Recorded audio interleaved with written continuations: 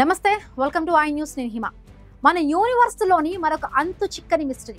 కొన్ని కోట్ల సంవత్సరాలుగా ఈ విశ్వం మనకు ఎన్నో ప్రశ్నలను మిగులుస్తూనే ఉంది. ఇప్పుడు మన సోలార్ సిస్టంలోకి దూసుకువచ్చిన ఒక భారీ అతిథి ప్రపంచ శాస్త్రవేత్తలందరిలోనూ టెన్షన్ పెంచుతోంది. సెకనుకు 58 కిలోమీటర్ల భీకరమైన స్పీడ్తో 5.6 కిలోమీటర్ల భారీ సైజుతో దూసుకొస్తున్న 3I అట్లాస్ కామెంట్ వెనుక ఉన్న మిస్టరీ ఏంటి? ఇది కేవలం ఒక తోక చుక్కన లేక ఏలియన్ల అడ్వాన్స్డ్ టెక్నాలజీ నౌకనా?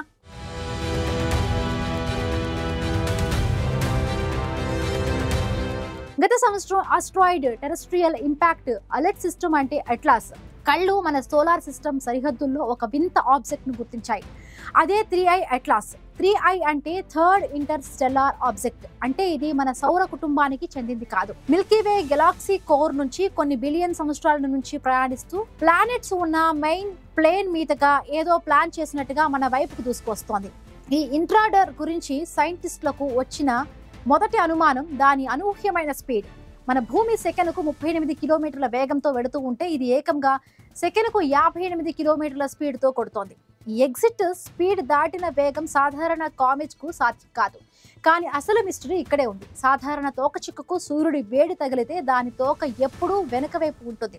కానీ 3I అట్లాస్ సూర్యుడి వైపు వస్తుందంటే దాని తోక ముందు వైపు ఉంది. ఈ నెగటివ్ పోలరైజేషన్ అనేది కేవలం డస్ట్ వల్ల సాధ్యం కాదు.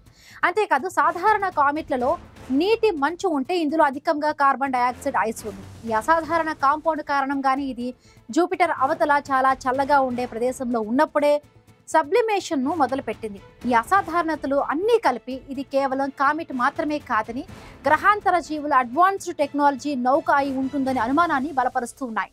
ప్రస్తుత పరిస్థితి ఏంటంటే ఈ రహస్య అతిథి అక్టోబర్ చివరిలో సూర్యుడికి అత్యంత దగ్గరగా వచ్చింది. ప్రస్తుతం సూర్యుడి అవతల వైపు ఉండటం వల్ల దీని క్లియర్ విజువల్స్ మనకు దొరకట్లేదు. అయితే ఈ డ్రామాటిక్ ఇంట్రాడర్ గురించి కీలకమైన వివరాలు తెలుసుకోవడానికి ప్రపంచమంతా డిసెంబర్ 3 కోసం ఉత్కంఠగా ఎదురుచూస్తోంది. ఈ ఖగోళ అద్భుతం కేవలం ఒక తోకచుక్క మాత్రమేనా, లేక విశ్వంలో మనం ఒంటరి కాదనే సందేశాన్ని మోసుకొచ్చిందా? రాబోయే రోజుల్లో సైన్స్ దీనికి సమాధానం చెప్తుందేమో చూడాలి.